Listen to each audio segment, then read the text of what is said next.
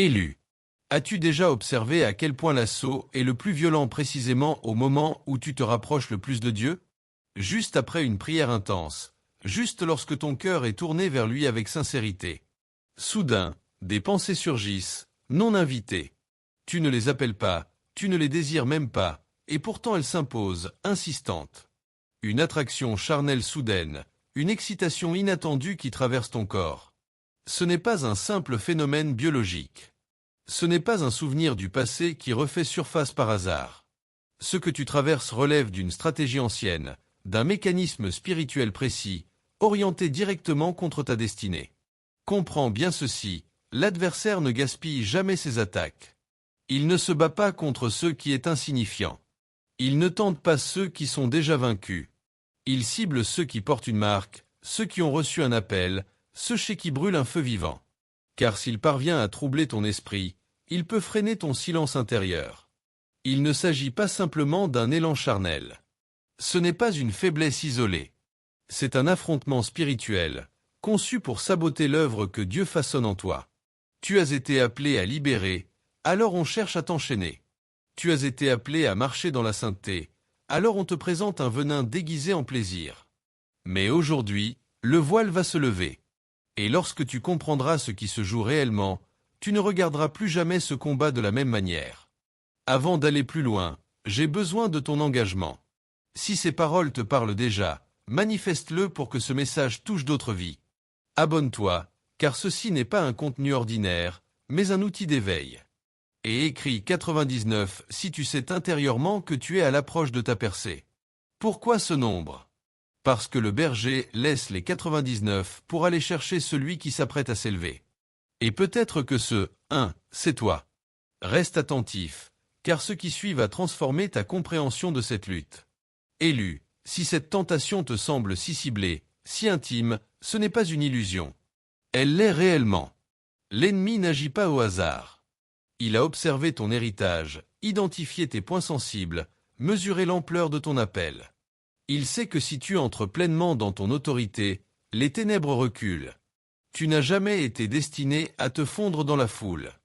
Il y a une empreinte divine en toi. C'est pourquoi tu ressens tout plus intensément. C'est pourquoi les combats sont plus rudes. C'est pourquoi les attaques se répètent. Tu n'es pas une cible banale. Tu représentes un danger. L'objectif n'est pas ton corps, mais ta clarté intérieure. Car lorsque ta vision se trouble, ton chemin ralentit. Et voici une vérité rarement dite. La tentation que tu affrontes est personnalisée. Elle est calibrée pour exploiter tes blessures, tes moments de solitude, les fissures invisibles de ton armure. Non pas parce que tu es fragile, mais parce que tu es puissant. La pureté n'est pas qu'une question de comportement extérieur. C'est une fréquence spirituelle.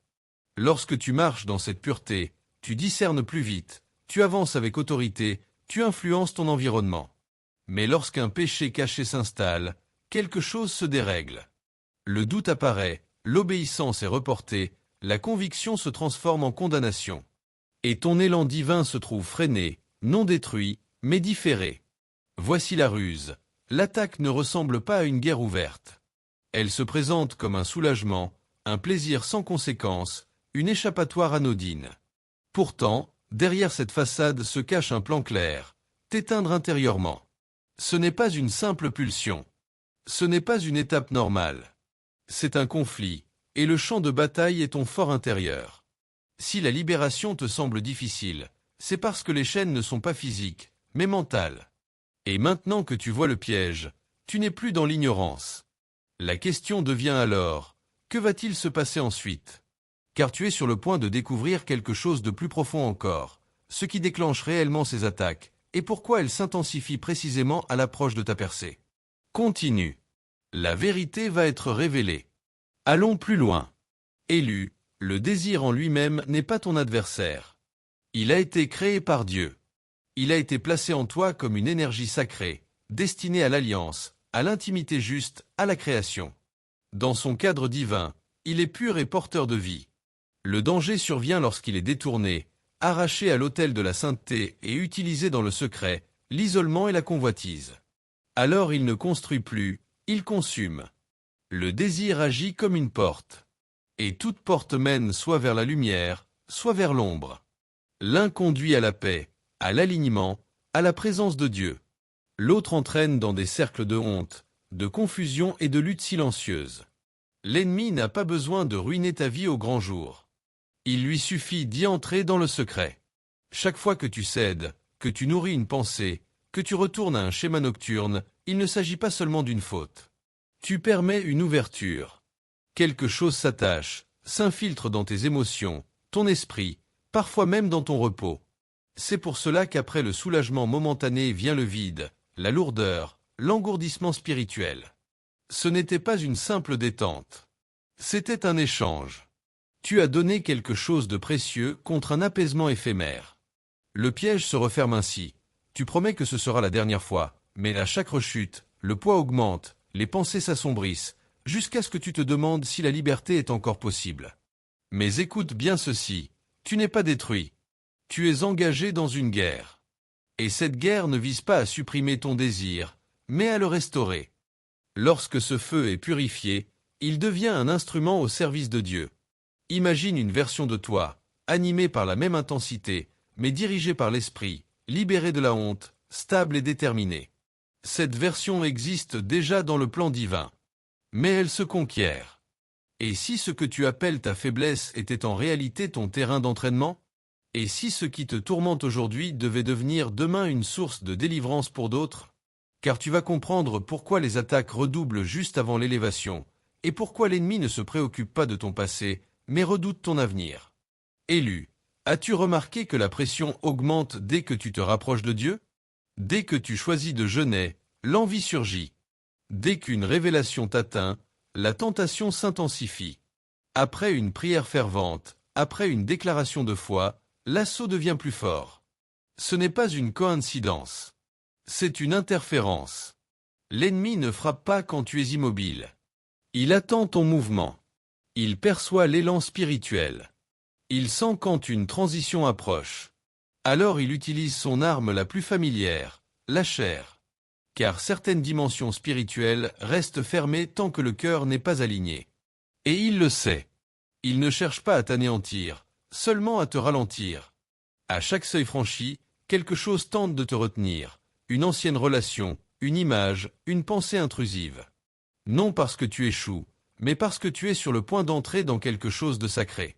La bataille est toujours plus intense à l'approche de la percée. Dans l'invisible, un mouvement s'opère. Des forces sont mobilisées pour te freiner, non parce que tu es faible, mais parce que tu es sur le point d'accéder à une nouvelle dimension. Si l'ennemi parvient à te maintenir dans la honte, tu n'oseras même pas franchir la porte. Il ne redoute pas ce que tu as été. Il redoute ce que tu es sur le point de devenir. Car une fois libre, tu ne seras plus seulement délivré, tu deviendras libérateur. Alors la question est simple, céderas-tu à la pression ou traverseras-tu la tension? Car ce qui suit va révéler ce qui alimente réellement ton feu intérieur. Écoute attentivement, élu. Le mensonge s'arrête ici. Tu n'es pas trop loin. Tu n'es pas trop brisé. L'attaque que tu subis n'est pas un signe d'échec, mais la preuve de ton onction. Les ténèbres ne poursuivent pas ceux qui n'ont aucun avenir. Si tu es ciblé, c'est parce que tu es reconnu dans l'esprit. Cette lutte n'est pas ton identité. Elle est la preuve que tu portes quelque chose que l'enfer craint. L'ennemi adapte ses pièges à ton âme pour te pousser à t'auto-disqualifier. Mais la tentation ne te rejette pas, elle te révèle. Tu n'es pas faible. Tu es consacré. Tu ne t'effondres pas, tu te transformes. Tant que tu respires, tu représentes une menace. Et le fait que tu sois encore ici prouve que l'adversaire a déjà échoué. Tu n'es pas attaqué parce que tu perds. Tu es attaqué parce que tu es choisi. Et maintenant, il est temps de répondre. Cette bataille ne se gagne pas par la force humaine, mais par l'alignement spirituel. La prière authentique, le jeûne, la communion, la responsabilité brisent ce que la volonté seule ne peut vaincre.